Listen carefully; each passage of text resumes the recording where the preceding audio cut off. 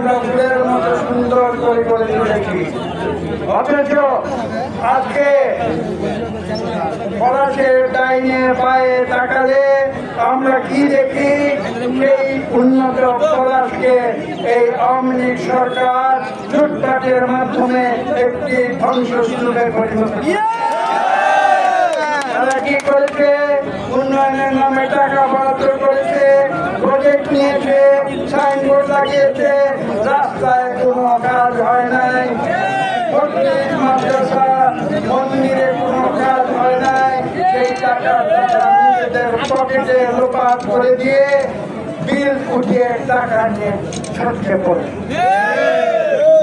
এবং বাংলাদেশের মানুষ, ছাত্র জনতা এবং বিএনপির দীর্ঘ 17 বছরের সংগ্রামের ফলশ্রুতিতে এই দেশ থেকে সেই সন্ত্রাসী এইখানে তারা রাস্তায় দাঁড়িয়ে তারা প্রকাশ্যে পিস্তল দিয়ে গুলি করে।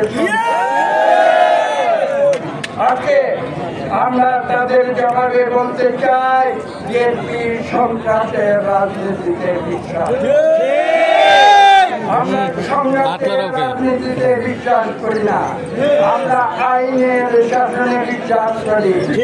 আর উন্নয়নের বিষয়ে আমরা বলতে চাই যে আমরা সততার রাজনীতিতে বিশ্বাস, আমরা সুশাসনের রাজনীতিতে বিশ্বাস করি।